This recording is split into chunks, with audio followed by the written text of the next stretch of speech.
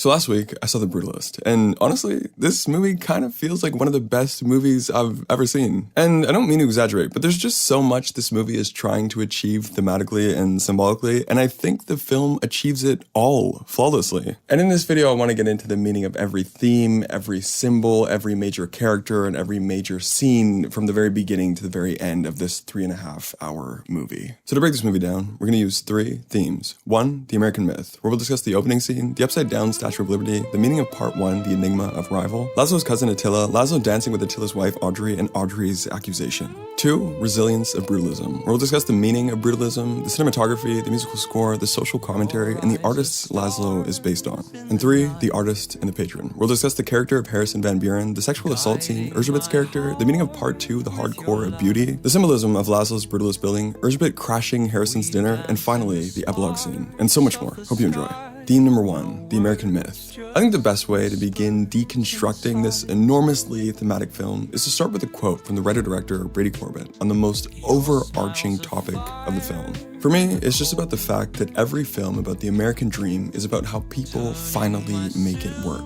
And I really wanted to make a film about the American myth and the American dream where it doesn't work and they have to leave. I mean, it's really as simple as that. And of course, Brady is speaking pretty loosely when he says it's as simple as that. The film is obviously not only about the myth of the American dream, but that myth of the American dream is the overarching matter of discussion in which the many sub-themes of this movie exist under. And the film immediately establishes this concept of the American myth with its introductory scene and introductory symbolic visuals. Right as the film starts, the audience is thrust into Laszlo's shoes, immediately experiencing the chaos of his circumstances and the desperation he feels to escape fascism for the freedom within capitalism. And we very clearly comprehend the level of sacrifice that he's making when we hear the words from his wife through a letter that she's written, as he's leaving behind that wife and their niece as well. And through her words, combined with this opening visual sequence, we can very clearly tell that there's this burning sense of hope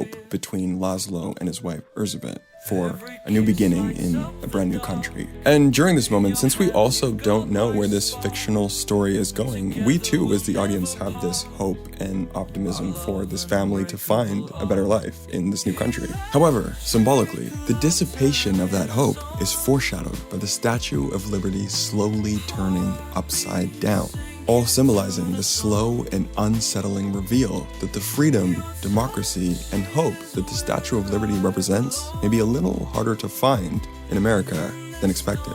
And because, as Brady says, the American myth is such a major topic of discussion for this film, it's no surprise that this symbolic image of the upside-down Statue of Liberty is the main poster for the film. And now, by understanding this visual symbolism with this narrative foreshadowing, it makes perfect sense why this ice-cold intro drives us right into part 1, the enigma of arrival.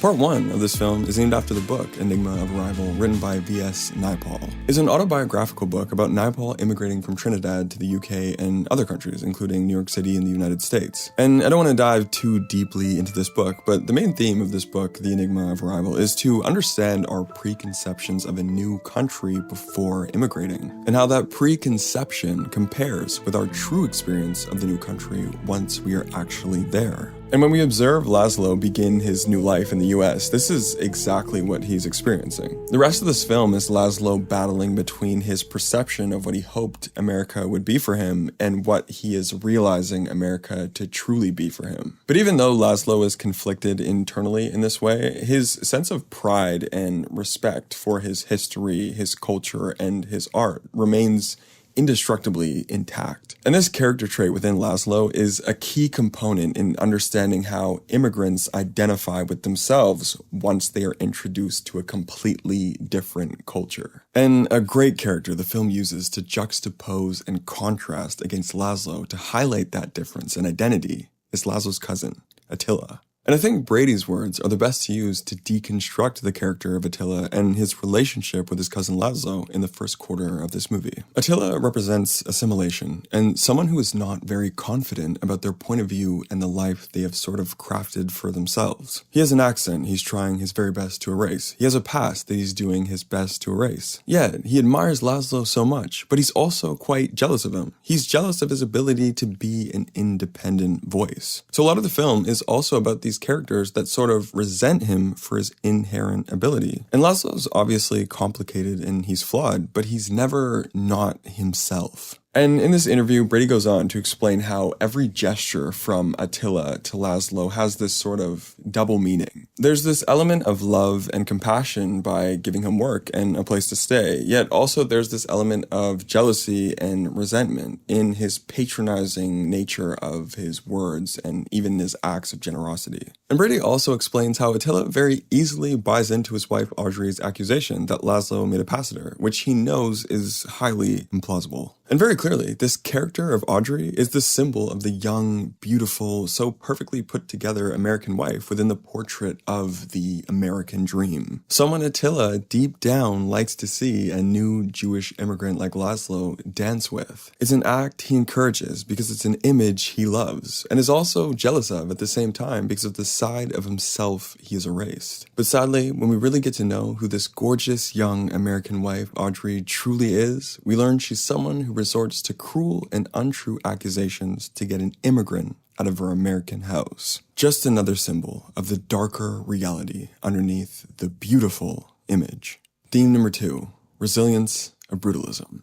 Easily, the most obvious theme in the film is the artistic culture of brutalism and the impact of brutalist architecture in the 50s. It's literally the title of the movie. And to anyone who doesn't know what brutalism or brutalist art is, I'd like to spend a little bit of time breaking it down to explain how the film uses it to convey its message. And I think it'll tie a lot of lingering ideas in the film together that you probably noticed in the movie and which we'll talk about very soon. So brutalism is a form of architecture that emerged in the 1950s, specifically among the aftermath of World War II, the same period of this movie. And the style of brutalism is surely one of a kind. It's meant to have this raw, rigid, blunt, blocky style to it, most often being built almost entirely out of concrete. And because of how war-torn so many European countries were in the 1950s, this style of architecture was prioritized because it was so much easier to finance. Concrete is cheap, and many living spaces can be securely constructed in close proximity for the countless individuals and families who have lost their homes. However, the architects who were hired to design these buildings weren't only approaching it from a practicality perspective like their funders. They actually had a message to send with their designs. Brutalist architects believed that this structure and appearance symbolized a new future. The embrace of raw, inexpensive material to build smaller, more uniform homes represented a society focused on equality and humanity, rather than extravagance and material possession. It's essentially this concept of moving forward into this idea of a socialist utopia.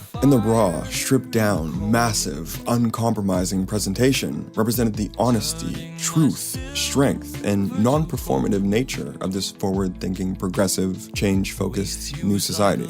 And because of the unapologetic, uncompromising artistic style of these buildings, combined with the political message that they represent, these buildings have become the most socially, politically, and artistically polarizing forms of architecture. Those who preferred historical romanticism with more conservative views were very vocal about their distaste for the design of these buildings. And even as these buildings moved overseas, still people had the same sort of distaste, which wraps things around back to this movie. So now you'll really understand what Brady is saying here when asked about brutalist architecture in relation to his movie. I think it's the combination of minimalism and maximalism that I find really appealing. It's not middlebrow, it's very radical. For us, we're really thinking this is a very powerful visual allegory for how post-war psychology and how post-war architecture are intrinsically linked. So essentially what Brady's saying in this interview is that he's been fascinated by the history of brutalism and that the main character of his film is heavily inspired by some of the most pivotal and passionate brutalist artists. And more uniquely, even the style of this film is constructed like a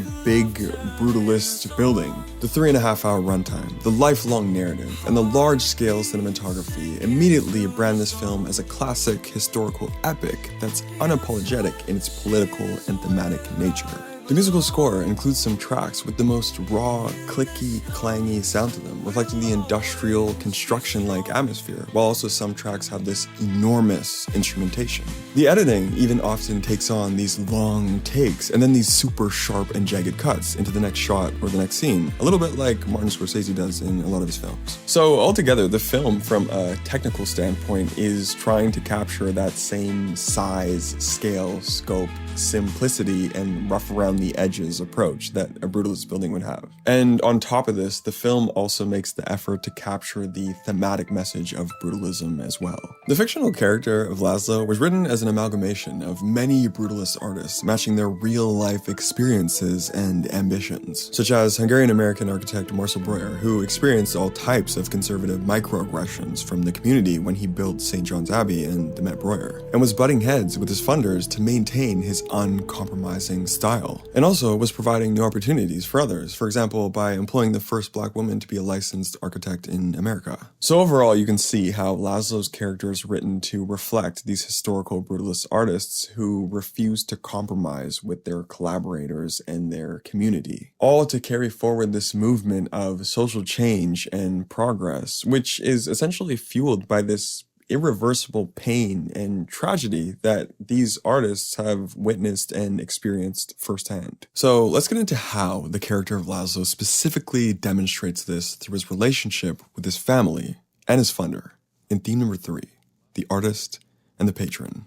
In many interviews, Brady talks about the negative effects of capitalism on the world and the inhumanity of those who are extremely capitalistic-minded, and how these extremely capitalistic people develop this psychopathic thirst for growth, possession, and ownership. And unfortunately, it's these kinds of inhumane people that end up running the world and having the most power, and the more humane people have to end up working and living within the limitations and structure that these inhumane people have set up. And the character relationship Brady uses to demonstrate this artist-capitalist dynamic is Laszlo and Harrison. And this is a bit of a long quote, but I think Guy Pearce himself does a fantastic job of deconstructing the Harrison Van Buren character. We get the sense that this is a man who, on some level, is ticking off boxes and kind of going, if I own this, if I'm successful at that, if I present myself this way, if I have these people around me, then I'm doing well in the world, and here's my identity, and this is who I am. And he's trying to live up to sort of an idealistic view that he has, which is, I suppose, on some level, this sort of capitalistic, you can be whoever you want, you can have whatever you want, you can live the dream, as it were. And the great irony, of course, is here's Laszlo arriving to make a better life for himself, but on a much more raw and honest trajectory, coming from real trauma. And in fact, actually has far more confidence in himself than Van Buren does. So on many levels, all of these things around Van Buren, like the big house and the big estate and the nice cars and the money, etc.,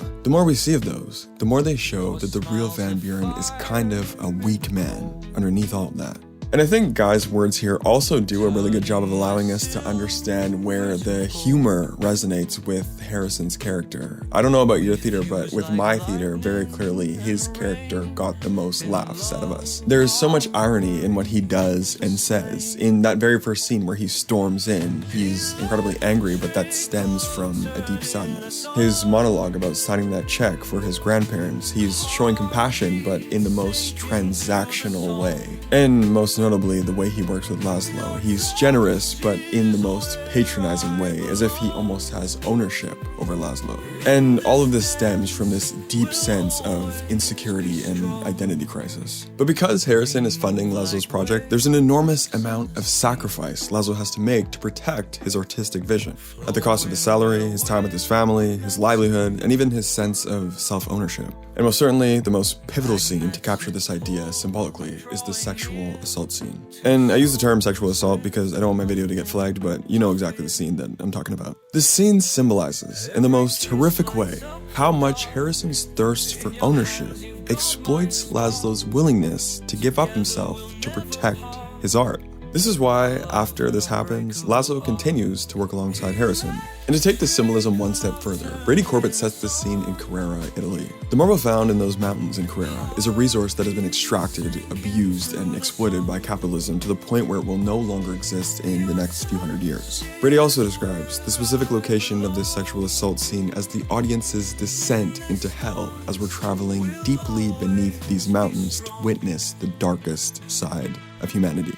And as we get further and further along in the film, we see that Laszlo is losing more and more of himself and his sense of self-worth, all for his project to faithfully represent his pain, his message, his history, and his hope for the future. And while this project is helping him heal and process his trauma, we have to ask the question at this point, at what cost? And with that question, that's where his wife, Erzsébet, comes in. And I think Felicity Jones herself gives a great explanation of her character. She's not physically present in the first half, but she has been talking about it as if it's a haunting. She's there in the ether, and she's obviously there in Laszlo's mind, and their love and their connection has helped them survive so much of what they've been through. You realize quite quickly that Erzsébet is not someone who's gonna do what she's told. She has a very strong will, and she's defiant, and she's quite confrontational. And in some respects, it's quite difficult when they first see each other. They haven't seen each other in 8 years, and they're having to relearn one another. And I like how Felicity describes Erzsébet's absence as this haunting, because even though she isn't evil in any kind of way, there is this element of looming, longing presence that she has in that first half of the film, almost spiritually. And when she and Laszlo are in bed for the first time in the film, she says how she's been watching him the entire time for that first half of the film, where when she obviously isn't watching him, she just knows him so well that she's aware that he's been falling victim to his own vices. It speaks to the strength of their relationship and how he depends on her to maintain his own humanity and sense of self-worth. So while part 1, The Enigma of Arrival, focuses on false cultural perceptions and deceiving ideas of culture, part 2, The Hardcore of Beauty, focuses on the raw, truthful side of the world in all of its honest beauty.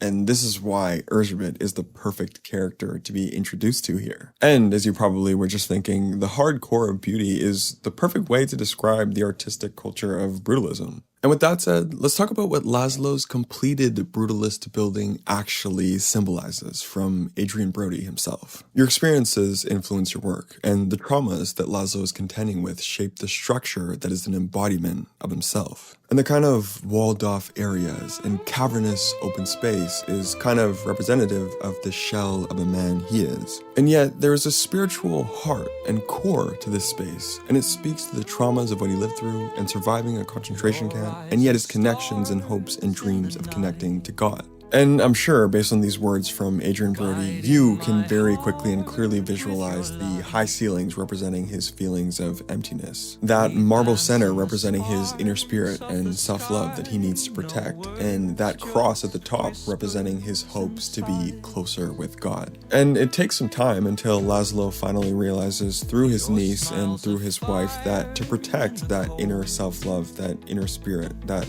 hardcore beauty, he and his family do actually need to leave the country. He's come to terms with the fact that the United States isn't everything that he envisioned it to be, and it's best for him to leave. And now he is no longer at the mercy of his abusive and exploitative relationship with Harrison. And this is exactly why Erzsébet, being the powerful woman she is, can now exercise the freedom of taking it upon herself to expose Harrison and his son for who they truly are in the middle of dinner with guests. And the cowardice within Harrison that Guy Pearce mentioned in his quote earlier is exposed and revealed when he immediately disappears from the scene. And finally, this moves us into the epilogue, where we have an older version of Zsófia giving a speech about Laszlo's legacy at an exhibition in 1980 in Venice. She describes Laszlo's inspiration for that Van Buren building, touching on some things that we've discussed in this video, but also a few new things, like it matching the dimensions of the concentration camp, and having these glass ceilings to symbolize the encouragement of free thought, and having these mirrors and secret corridors that symbolically connected him and his now late wife when they were geographically separated. And the final line from this older Zsófia as she looks directly into the camera is, no matter what the authors try and sell you, it's about the destination, not the journey. which of course is a play on the cliche, which is the other way around. And what this quote is essentially saying is that sometimes even if we're working on a passion project, the journey to complete that passion project may not be as pleasant as we may hope it should be. A lot of the time, it takes a tremendous amount of pain, exhaustion, and sacrifice just for that project to eventually come to life. And the sole reason why we're doing it when that process is so painful is to get to that destination where those brewing feelings can be released and that crucial message can be sent to the world. And this parallels Laszlo's journey in reaching his destination of the United States. He embarked on a very unpleasant journey, all in hopes of reaching a destination that would be worth it. And when he realized the destination wasn't much of what he hoped for, he had to leave because he doesn't have the luxury of reflecting on the journey in any kind of reminiscent way. A legacy of hope, progress, and change from a history of imprisonment, myth, and sacrifice. Laszlo has nothing left to give. Alright, that's my analysis. I hope you enjoyed, and if you have any questions, please let me know in the comments and I'll answer them right away. Thank you so much for watching, and see you later.